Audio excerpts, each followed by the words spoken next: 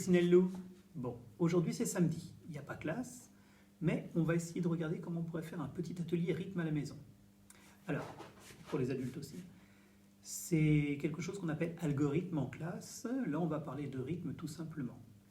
Alors, vous avez peut-être eu, si vous avez reçu des papiers de notre part, des documents à travailler, ce genre de travail. Vous l'avez vu dans les cahiers de vos enfants. C'est quelque chose qu'on fait en classe habituellement, qu'on a appelé algorithme d'ailleurs.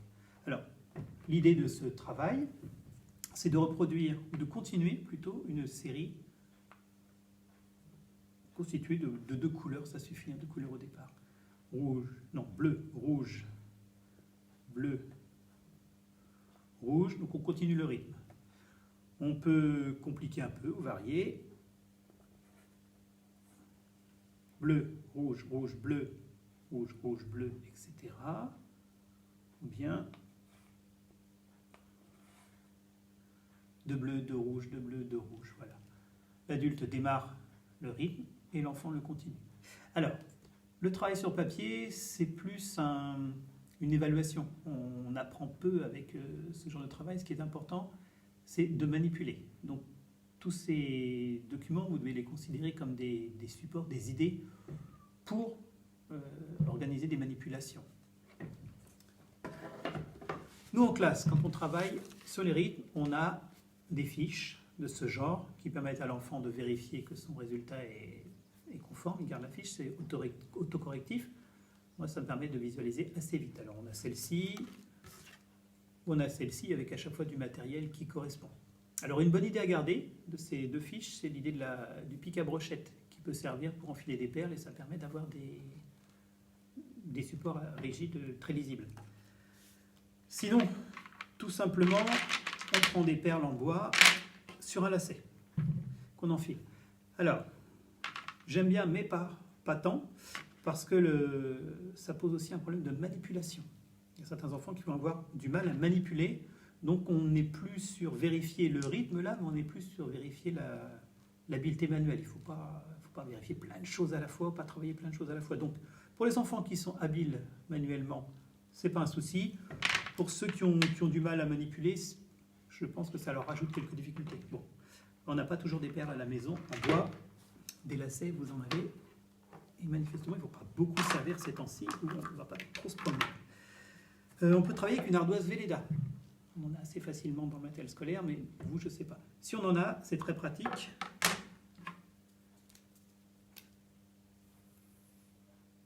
Parce que ça permet de se corriger au fur et à mesure. L'adulte démarre. Allez, deux rouges, une verte. Très peu visible ma verte, peu importe. Du coup, au fur et à mesure, l'enfant complète et on corrige. On n'attend pas la fin de la ligne ou de l'exercice pour se dire ah ben non, ça n'allait pas. On lui montre au fur et à mesure où il y a des erreurs et du coup, on ne garde pas vraiment de traces de nos erreurs. Elles sont facilement. Je trouve ça bien. On est moins embêté. Parce que on peut toujours imaginer de faire la même chose sur papier avec une ligne et des crayons de couleur ou des feutres. Le problème, c'est que l'erreur, là, du coup, comment on fait quand on est obligé de la rayer, c'est pas beau, ou de recommencer à chaque fois. Donc j'aime bien le matériel, la manipulation est intéressante pour ça, parce qu'on revient en arrière, on tâtonne. C'est comme ça qu'on apprend.